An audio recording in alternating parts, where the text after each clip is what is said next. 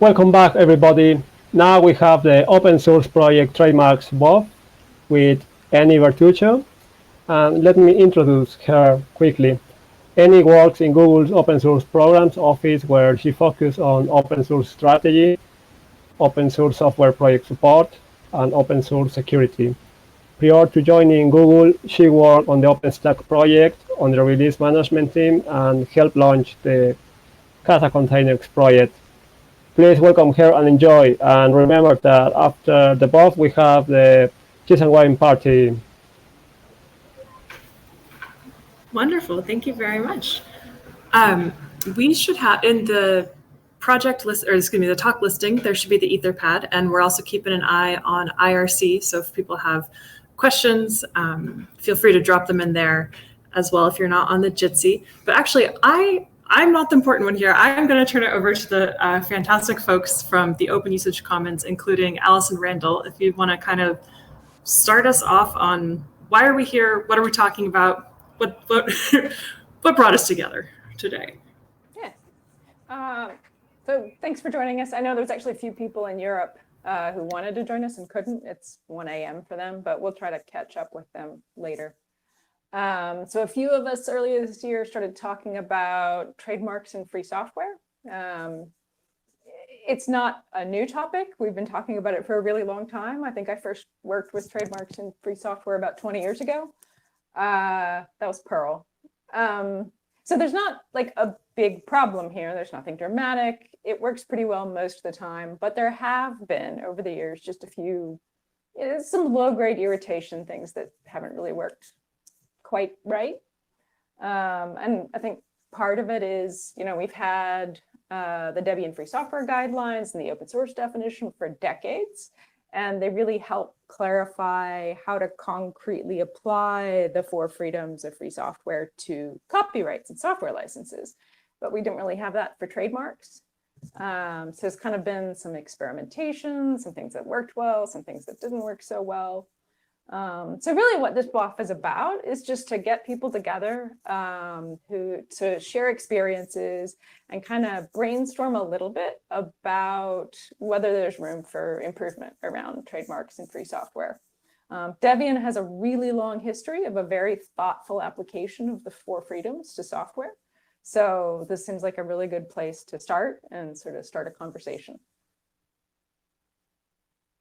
Also, because we're a mixture of sort of video, Jitsi chat room, and live stream, if you look at the etherpad, which is linked off of the talk description, down at the bottom, there's a place where you can just enter questions if you have them, if you're just watching in the live stream and aren't participating in the Jitsi room, just to kind of help mix that up. So we'll try to watch those as well while everyone else is talking.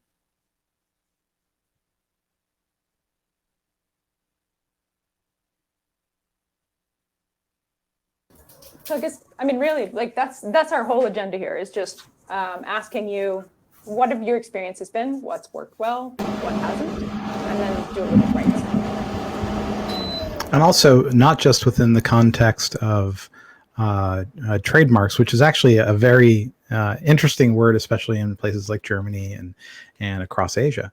But also, like, when you've hit problems with naming, one of the things that was very instructive to me over the years was watching how Debian chose what was free and what was not free, and the applicability of the Debian Free Software Guidelines towards what you would consider Debian, right? And it was really kind of great. I mean, that's just my opinion of it. But so one of the things we wanted to do with OUC was try to hammer out something that could both conform with the Debian Free Software Guidelines and act in service to free software.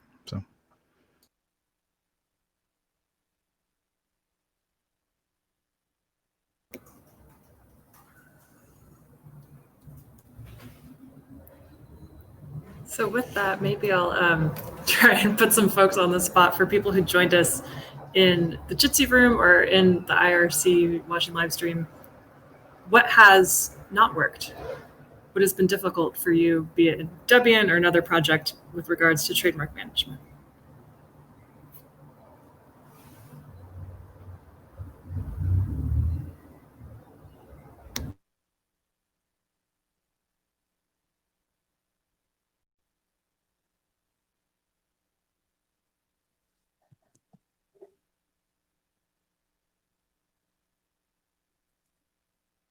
I know one of the things I found just in talking to people in the calls, just inviting people to this, is a lot of them reminded me of things that I'd heard of over the years that, maybe I wasn't involved in, maybe I was, but I had actually forgotten about them.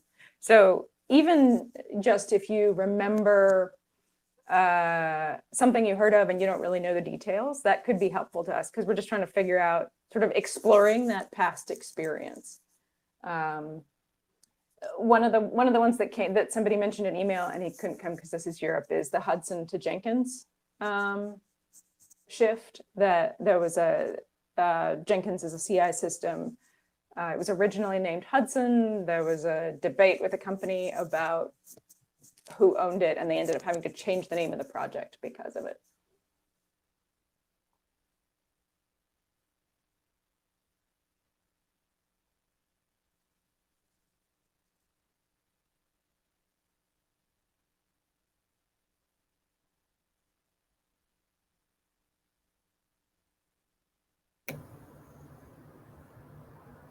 We do have a question if you want to go to that, what people think of something they want to say. Yes. The question is, how have things been going since the initial announcement of the project? Are there any updates or new projects that are interested in joining this initiative? Is it still early days? And I assume this is a reference to the Open Usage Commons announcement. We can talk more about that if people have questions, but Chris, Allison, I'll toss that over to you. Yes. Okay. Excellent. Yes. Was a question with regards to Open Usage Commons. Yeah. Give us a little update. How are things going? What's the latest? Okay. I'm happy to give an update on sort of the corporate stuff. So the thing about the Open Usage Commons is we really announced it very early because, the thing about Google is, I don't know, it's a search company, but it's kind of a big company that people scrutinize, which is completely appropriate. But it means that when we want to start something like this external to Google, it gets a huge amount of news. And so you have to be prepared for that kind of news cycle. So the reality of the Open Usage Commons is we have a bank account. We have a board of directors. We've passed the beginning sets of bylaws.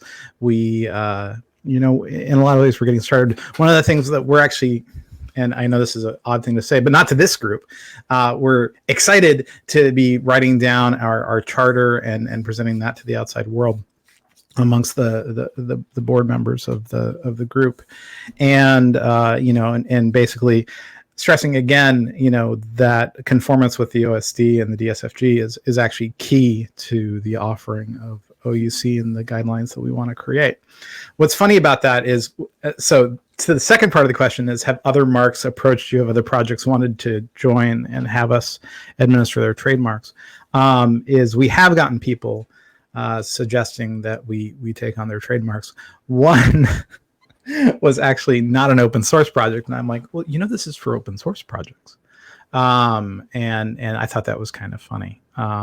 But yeah, so we have had a couple people approach us, but and there are a couple inside Google that we may consider, but we actually want to get our feet under us first, get the charter out, get a first draft of a guidelines document out for the projects that we have already, and see how folks like Debian think about it, and what the community of legal types think we're up to, and if they think it's meeting the goals of the charter, which is again DSFG and OSD compliance. So, and it is Allison, very early days. It's super actually a early. bit weird for me to have this much attention on something that's so early, because I've been involved in so many projects that I know it's because Google's name is on it and Google gets a lot of attention. That's fine. But I've been involved in so many open source projects that didn't get any attention at all for years. And we even had a group in the open source initiative that was looking at the same problem, and it never got any attention at all. So it's actually kind of interesting to me to have it get this much attention so early, and there really isn't much to show for it yet. I have to admit, coming to the Debian project and saying, hey, have you all thought about this? What do you think about it? Is kind of the first thing we're doing. And I think that's actually a good thing. I think listening to people is probably the most important first thing we can do, and figuring out, and it's nobody has any idea that this is going to be massive earth-shattering change, but I think just based on my own experience and conversations I've had with other people, I think there is room for a little improvement here. So I think we can make a little progress here.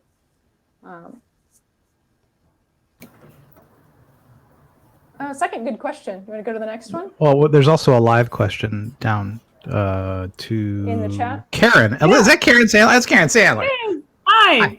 She's a Debian developer. Remember, Debian has a lot of really interesting people. That's for sure. My question was just, I'm so sorry, I actually came in late, so really it's the worst kind of question, which is that, are there any legal docs yet that we can, any docs yet that we can look at? We're literally working on the primordial, first, is there a negative number for drafts? Yeah, I mean, we're just getting started. You did come a little bit late. I was basically lamenting that we have so much work, so many basics to do, we have a bank account, which is great. We have bylaws, we have official board members now. So it's one of those things where we're really early days. But yeah, the idea is that as soon as we have, we've been iterating on the charter for the organization so that it clearly expresses who we are and what the goals of the Open Usage Commons is. And then the guidelines comes next. And actually, they're kind of being done in parallel together. But yeah. Is there a public process? That's the thing. We have nothing, Karen. We're really, the thing is, Allison, you probably came in right as Allison was talking. Because of the Google affiliation, we've had a lot of people going, what's going on? This should be done now, right? And it's hold on, we just got started. I mean, and it's funny because Cory Doctorow, who I believe he's sort of famous for saying, your biggest problem is getting attention, not selling your book when you do your first books or whatever. And having the Google affiliation is really nice because you get a lot of attention. But the other side of that is we're not ready to ship. We're just getting started. But that said, we would welcome, working with you, obviously. So. Yeah. I kind of hope something that might come out of this is some suggestions around how to form the public process, because Debian's really good at it, and I think we're just really finding the legs of figuring out how to put that together. Yeah, it's I wouldn't want to do the very ham-handed approach that you would expect of a Googler, which is to put up a Google Doc and have us start editing it, because I think we should use etherpad, which is a project we open sourced and is under proper use by free software developers. So it's stuff like that. We have to make all that stuff work, One thing that came up, and so you can tell me if you have any opinions on it. There's a system called POLIS that Audrey Tang is really fond of. She's the digital minister of Taiwan. That's kind of a way of think about it as kind of like the early stages of the GPLv3 process, where people could throw in comments, except that comments are limited to 140 characters, and the only reply you can make is thumbs up and thumbs down, and it kind of helps. It's open source. It kind of helps. I don't know. We've been talking about whether that might be one way to get sort of really public feedback. That's not the kind of dialogue that we want to have on terms of really drafting documents and producing output, but just in terms of grabbing that initial, really broadly grabbing that initial input. I don't know. It's an idea. I admit, when I hear the 140 characters thing, it makes me want to sort of recoil in horror. But you've never been hit with 30-page treatises on each at 140 characters at a time, and the reply to it. The hard part is when it's 140 characters at a time and a picture GIF attached with all the text in it, But yeah, I think there've been quite a handful of questions added to the etherpad, and actually this first one, that could use the whole 45 minutes. How could trademarks be used to protect end users' software freedoms? I'd love to get a round table, get a few people from the chat, pitch in their thoughts on that.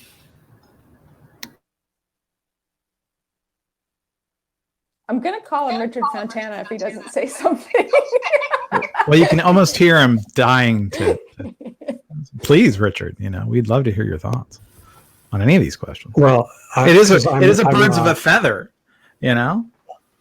I'm not a Debian developer, or I'm not really a member of the Debian community beyond sort of occasionally installing and using Debian and sort of not using it for very long because I mainly use Fedora actually. Yeah, I mean, I don't know if this is really in the scope of this, Bob, but I've obviously had to deal with a lot of open source project trademark related issues, in my career, including ones that probably are similar to ones that kind of practically affect people involved in packaging software for Debian. So for example, there are sometimes tensions between upstream project maintainers who are kind of purport to be trademark owners and distros who are packaging software and typically making changes to the software. Sometimes trademark owners will object to that. That's one thing. Another thing is that sometimes the published trademark policies of a project. So, increasingly projects that are getting serious about their brands and their trademarks will publish trademark guidelines, sort of adopting or following the practices of corporations around their brands. And some of these, typically these guidelines will have points of tension with the kind of freedoms that open source licenses are supposed to give you. So I'll give you one example that annoys me is the Eclipse Foundation in its trademark policies says that you cannot use Eclipse, you can't, if you modify an Eclipse project, you can't use the Eclipse namespace. So for example, if it's a Java project, you can't use the org.eclipse or whatever namespace that the upstream project will be using for its Java packages and so forth, Java classes. And that as a matter of trademark law, I think that's sort of dubious. Is that something they can actually sort of enforce on? I think that's something that they picked up from Oracle, frankly. It's kind of a good example of trademark overreaching, especially in an open source context. And so that's another thing. And that kind of leads me to something that I was saying to Allison when she contacted me about this BOF, which is that one of the things that actually I'm pretty excited about with the OUC announcement is that I for a long time I've kind of thought that the discussion of trademarks in open source has been kind of one-sided, very much oriented towards trademark owners, kind of assuming that trademarks are a form of intellectual property that is kind of inherently non-problematic compared to copyrights and patents. And I don't think that that's true at all. They certainly raise different issues. So I don't know. I don't have like such well-developed thoughts about any of that, but that's kind of like some of my sort of initial thoughts. There's sort of like I should also kind of disclose that there's the issues around the formation of the Open Usage Commons has gotten kind of mixed up. So I work at Red Hat, for those who don't know, and there are people at IBM acquired Red Hat. IBM came out with kind of I think a negative statement about the Open Usage Commons. Some of the people at Red Hat involved in Istio have, I think, been somewhat negative about the Open Usage Commons, or at least skeptical. Mm-hmm. So that's kind of, I don't know to what extent that really kind of goes to actual substantive issues around like trademarks and open source and foundations. I'm not really, actually kind of still sort of pushing at that issue, but that's kind of like a complicated thing for how I'm sort of looking at this. Yeah, no, I'd imagine that does make things more complicated for you, given your corporate structures above you. And it made things a little more complicated for us too, for sure. What's funny is you said something about 2 paragraphs ago where you were going on and you had mentioned people offering guidance from the corporate perspective on intellectual property or on trademarks. And this is something I've seen a lot of too. We've actually issued guidance alongside open source projects, and it's something that I started noticing happening more and more often, where we were issuing guidance and I was constantly having these discussions where I was like, so this looks like an additional restriction on the GPL, on the Apache license. So we need to change how we do this. And then we would tweak and munge and mess with these documents. And that's sort of one of the things that informed my desire to create something like the OEC, so that we could come up with a minimum viable guidance, or at least attempt to, and try to give people a starting point that was, again, DSFG and OST compliant, right? Because, and I don't want to give away too much my attitude here. There are a number of very large companies who are, pretty good actors when it comes to copyright and patents. And then you'll see a trademark guidance from them and you're like, well, that just throws everything out the window. It's like people love having other aspects of intellectual property that's not treated inside open source licenses as a measure of control. And I'm like, that's an additional restriction, but that's me repeating myself. So I see a number of people. Well, I was just going to chime in that one kind of restriction we've seen a lot that I think concerns Debian as well is trademark holders trying to prevent, for even just verbatim, commercial redistribution of a work, including the mark.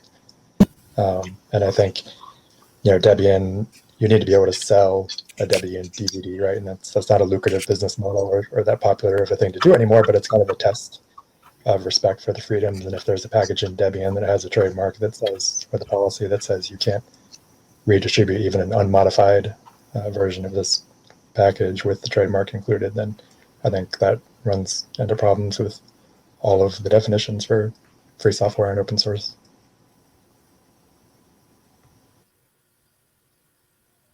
Yeah, definitely. Yeah, the only thing I would add to that is, I don't know if you remember, I'm pretty sure it's still consistent, and actually Hillary and Richard and the rest and Karen can correct me if I'm wrong, but the original version of the open font license, had the anti-distribution clause where you could distribute one, but you couldn't distribute a collection because they didn't want to have like shovelware discs full of fonts going out. And it was one of those things where, I was asked, hey, would this be open source? And I'm like, no, it wouldn't be. But it went forward anyway. I believe it's still in the license, right? Is this the reserved font name feature? Maybe. I'll look it up while we're talking. But it's like people try to add little things, and it's always around distribution, so. I think it might be one thing to point out that the ways in which we arrive at trademark policies and the usage of trademark policies is quite different depending on who is the holder of the trademark and what they're trying to accomplish. And so what corporations who create open source projects and want to encourage adoption or incorporate them into their business have completely different goals than a project like Debian or its similar really community-driven, or individual volunteer and community-driven projects have. And so I find that like when you're dealing with these situations, the commercial goals tend to encourage holding back as much as possible to increase the possibility of monetization in ways that maybe the company hasn't even considered yet. And that's a real problem. So having neutral ways for trademarks to be held under standardized policies is, again, I missed the beginning, so I'm so sorry, but is incredibly important. I've been noodling on one for a while, but haven't had the resources to get it going. I think that that the main thing is making sure that whatever policies are used allow all of the things that people consider doing, but then also from a community perspective, that that those interests are held at the forefront and not conflated with corporate interests, which could be quite different. And so I don't know, this is one of those things that, like, yes, conservancy is always harping on charities make a difference, and having that structure makes a difference. But in all the times that I've been dealing with trademarks, the really bad situations that have occurred in are like in very general categories, right? Like there are companies who like completely are bad acting and want to confuse people and make it think like Inkscape has anyway, a lot of, you know, this is what we hear about we've been hearing for years from Mozilla, like companies want people to think that their software has this great brand that is in the community, even when sometimes they're like shipping completely proprietary software that has nothing to do with the original software. And in those cases, like having the right kind of policy, which I think has been in place for a long, long time, is like completely it totally answers that issue. And then I've been on the other side where trademarks have been exerted against a project that I worked with. And in that instance, because they were a legit free software project, it was totally easy for them to change their name, which they wanted to do when they thought about it. And so, you know, I think like it's easy to get confused and also scared about the impact that trademarks may have on free software. And, you know, it all, like, trademarks all come down to like, what is the origin of this software? Is there confusion about who is distributing this? And if we're bringing this back to Debian has like such a powerful brand that it's true that one could take advantage of it, but at the same time, doing so would be completely unpopular, like with Groupon did with GNOME. You know, when a company tries to take advantage in that way, it just blows up in their face. And it's been great. I've been using that Groupon example ever since we dealt with it, just to dissuade companies from misusing marks, and they totally run away immediately. Because I'm like, you don't want to be a Groupon, do you? Look at what happened.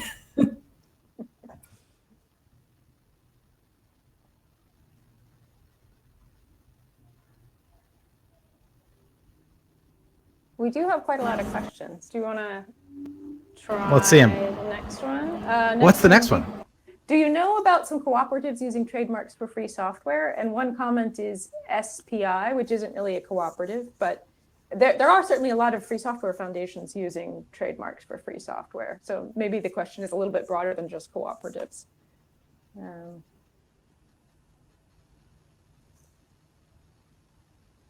You should answer that, Allison. You're moderating this, so you're not going to get a chance to give that many opinions. We want to hear what your opinions are. Yeah, for sure. I mean, also, you've been involved with most of the 31 foundations or whatever that cover open source and free software. 500. Yeah.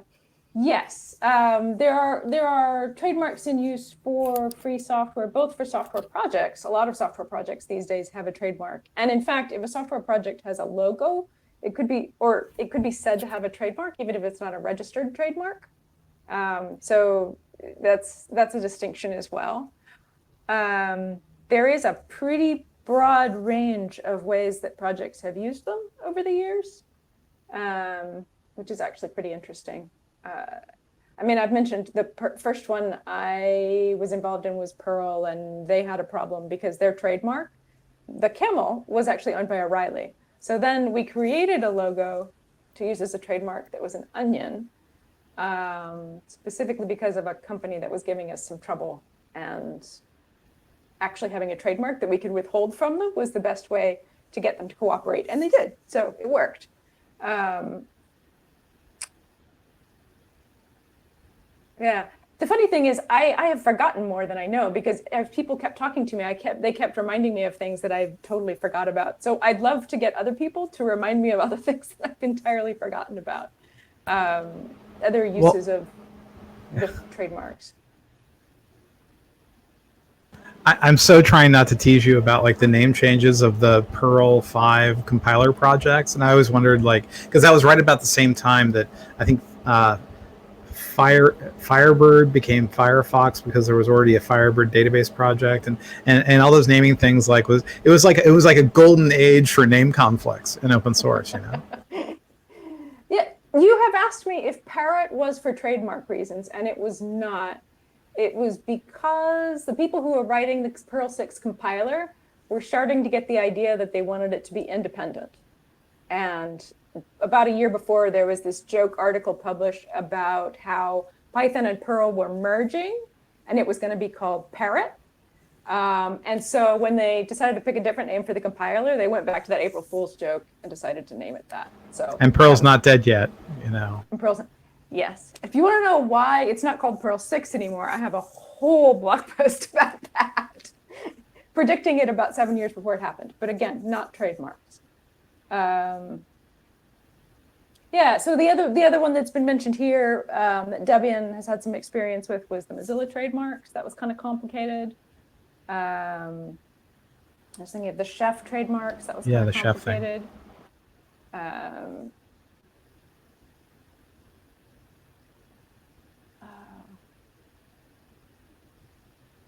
I could use some input because I'm gonna run. I guess for the question, it's just to say there is a lot of use of trademarks in free software, and it's to some extent, I think some people even get hit by trademark law without realizing it because they don't really pay that much attention to it.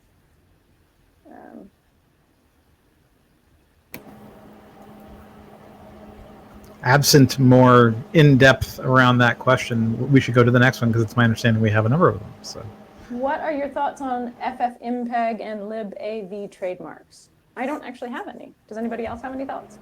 are they still fighting? Sorry, I mean that in the nicest way possible, but because there was sort of a noted split between the authors, and I thought they had made peace, you know?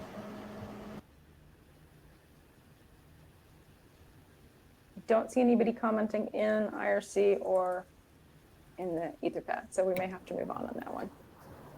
Well, I was gonna, given how many amazing trademark minds are either in the etherpad or on the call, on 66, line 66, there's a fantastic question about recommendations on should projects get a trademark, and I think in there's kind of some implied question around registration and not, and I would love to hear people can either type in the etherpad if they're listening on the live stream or others want to talk to Jitsi about that. So I'm gonna say something for Karen and for Richard and for Hillary who's listening.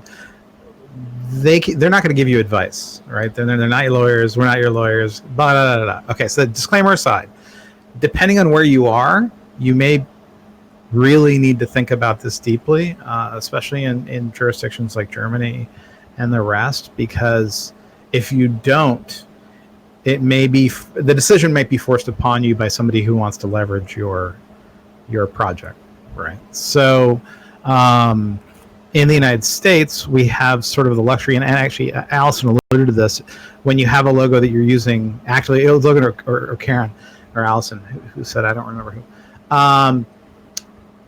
If you start using something aggressively and you're a big recognizable organization like Debian or Google or something, you know, you have a lot more leeway of when you have to formally register it with the federal government, the USPTO. So yeah, so the question comes down to, can you be more specific? Can you know, and maybe we can help, but it's a really complicated question. So I think that I would add that, like, because you're absolutely right. I'm not your lawyer. This is not legal advice. Blah blah blah for all of us lawyers. But I think that I would say like that a lot of these questions start with governance. Like whenever you have a project, all of the questions will come down to governance. Like when you're starting out, who's going to make important decisions and how are they going to make it? What are the terms of collaborating together? And that from that stems all of the other questions that are so important around formation. So I found that with trademarks, where people had really great discussions of like, what are the terms in which we are creating this project together? If we're two people, is one of us registering a mark, or would we even think about that? So thinking about like, how do we make tough decisions and then codifying it in some kind of, even if it's informal, written document, can go a really, really long way. And then evaluating from there, then it becomes less urgent, right? Because then if somebody is I mean, like if somebody is a bad actor in that community and is going to go and register a mark, like they have broken to some extent this covenant that you have had together and what you have agreed to together. And so like I would say that should be the first thing before you start thinking about trademarks. And it's so easy to go down like these rabbit holes of all of the different legal mechanisms that happen and get distracted by each small question and think that you have to tick the box on all of these things, when the most important thing that you have to do is to be like, what kind of a project are we? How do people get involved? How will we work together? When we have tough decisions, what will happen? Do we have like an election process? Do we all operate on consensus every time? And then from that, I don't know if that was helpful, but that was kind of a look over there, I guess, response. But I found that trademarks in particular, they're just symptomatic of disagreements where people just like can't get along, and they've failed to address these issues, and they've failed to put in good organizational structure, and they failed to like do the details along the way because they forgot the big stuff. Yeah, I think one of the things about trademarks is that it's different in an open source free software kind of project development context, in that you really do need clarity on ownership in a way that is not necessarily true, on the copyright side. You can certainly have projects that have diverse copyright ownership. This is sort of the norm rather than the exception. So Pam Chestic actually has given more than one talk, and I think written more than one article on this topic of project ownership of trademarks, which I recommend seeing and or reading. And she kind of goes into so there are in the United States a lot of court cases on ownership of band names. It's sort of the closest analogous thing in case law to the issues of ownership that can come up in a collaborative project where you actually don't have that kind of governance piece where you've sort of kind of decided on how to who's going to actually own a trademark, or who's kind of authorized to make decisions about trademark and registration and so forth. Yeah, and unincorporated associations that have no documentation can hold trademarks in some places. So there is this ambiguity. So you don't necessarily need a centralized control, although in some ways they will be inferred. But then again, in an unincorporated association, generally, at least in the United States, the individuals are liable for everything. So you don't necessarily want to be going there. So but I it's also funny. second Pam's talk. Sorry, Chris, go ahead. No, I was just going to say, Hillary in one of the chats here, she's like, oh my gosh, disputes between band members of who can use the name, which just I thought was really funny. So.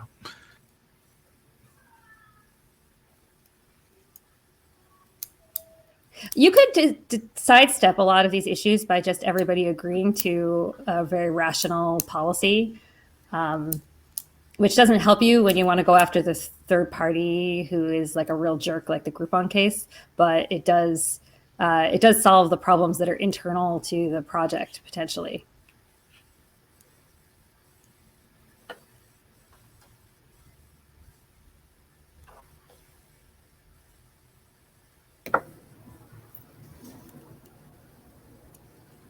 So one of the things that came up twice in the comments, and I don't know if there's anybody on the rooms that knows much about it, was the Debian experience with Firefox and Iceweasel. Is there anybody here who was involved at that time? I know there were a few people I invited who couldn't make it who were involved, but I don't know if there's anyone on here who knows a little more of the history there and kind of how the resolution finally worked out.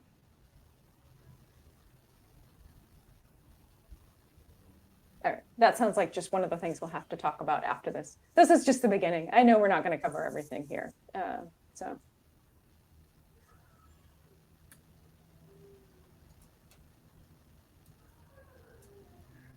so one person asked on.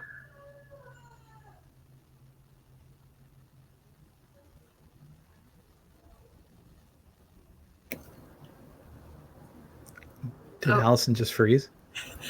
I think she might have, but I think she was in the middle of reading the question from IRC. So I'll go ahead and read it. Why don't you go ahead and read it? Yeah.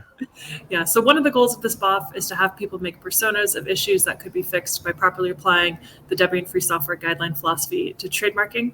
I don't know if persona is exactly the right word, but we were, I think, really curious to hear from people of, how do you think you could apply the Debian Free Software Guidelines to trademarks? So ideas, comments, thoughts?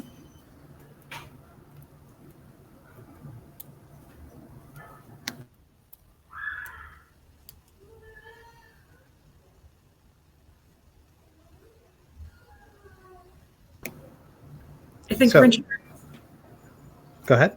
I was going to say, I think, Richard, you touched on one of the things that makes this challenging, and Karen, maybe you mentioned it too, about the tension between commercial holders and interests and those, the principles of the DFSG. Maybe you could speak to that more, or what a resolution might look like.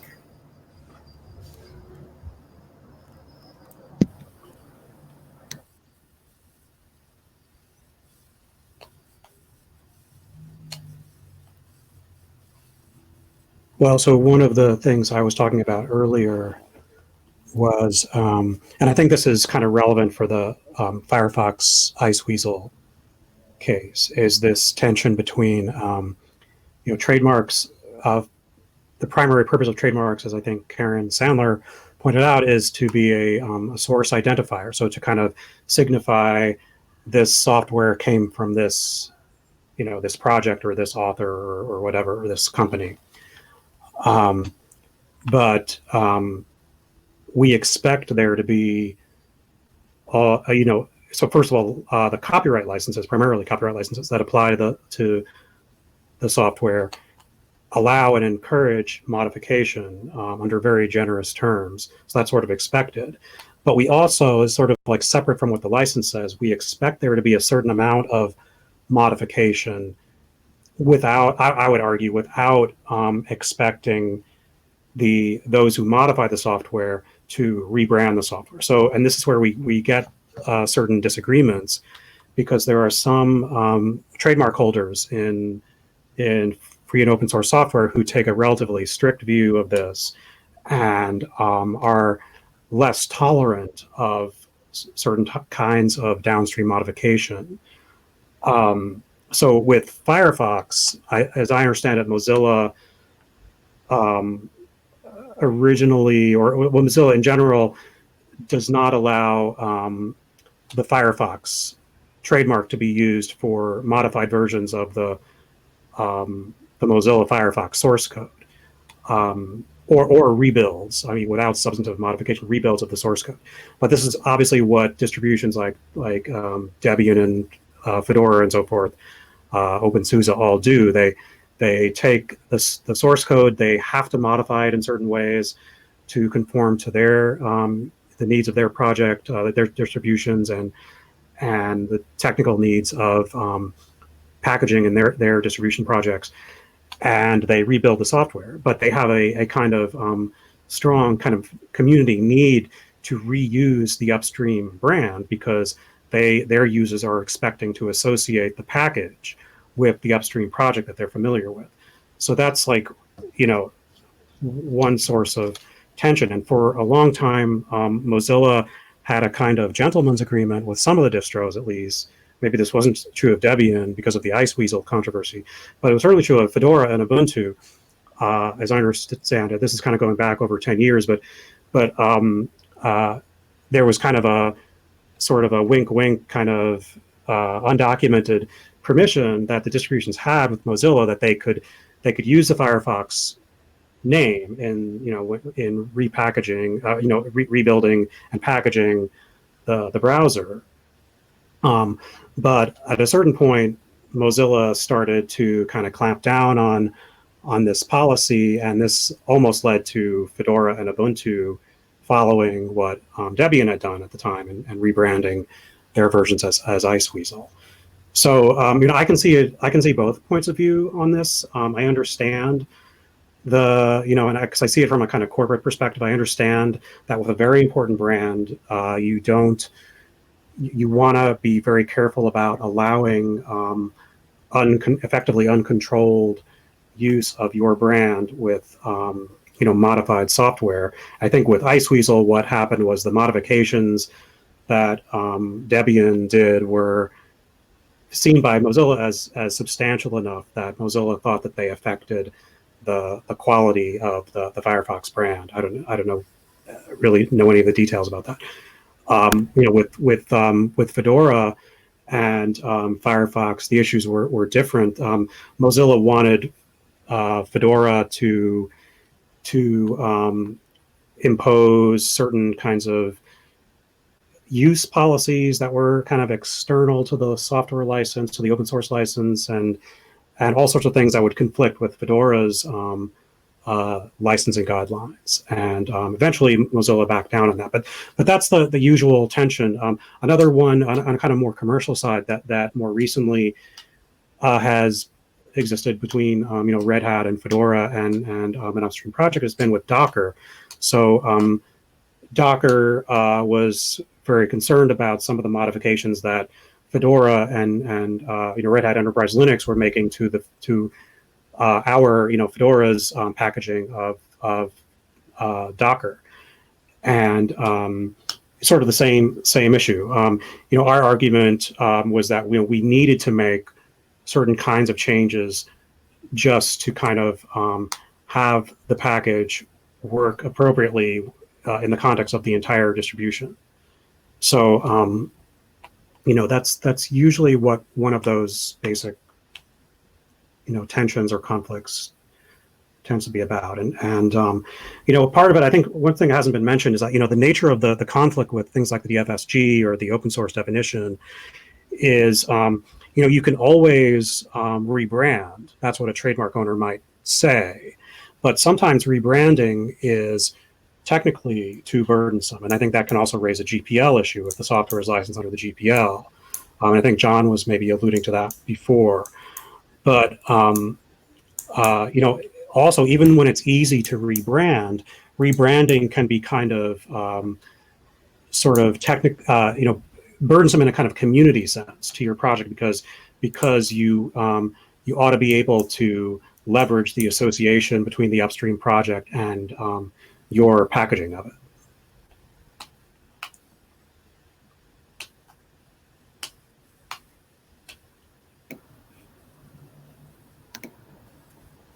Well, I know that we're running out of time. I guess I would only say thanks for giving us a chance so far. There's so many interesting corners of this because when Richard was talking, I was thinking about the various Debian Free Software Guidelines that are impacted in everything he's talking about. The question of the integrity of the author source code, the allowing for modifications in derived works. So it's like, for instance, Eclipse saying, hey, you can't use the Eclipse namespace, which I'd imagine is littered throughout the code. Because of course it should be. Isn't that disallowing the modification in derived works clause? So it's like, there's probably a middle ground because Eclipse isn't actually interested in being a bad actor here, right? So yeah, it's a really interesting space. So fun to be there, and I don't want to burn up more time because I know people have other BOFs and stuff to go to.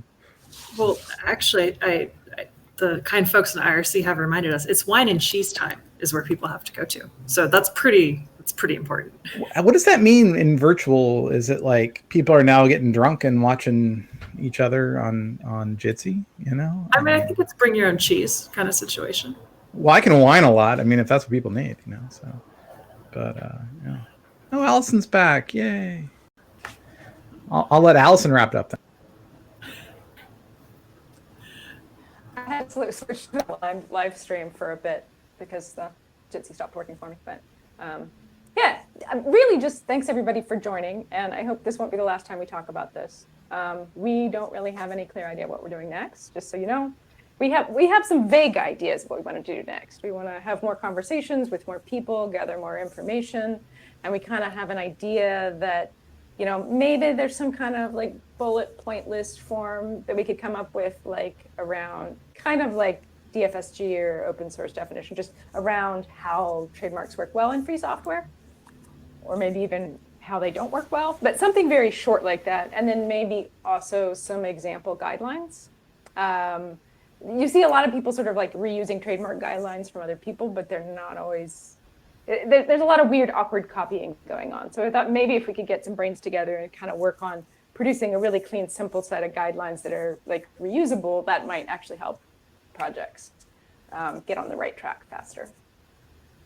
And that's really it. Thank you.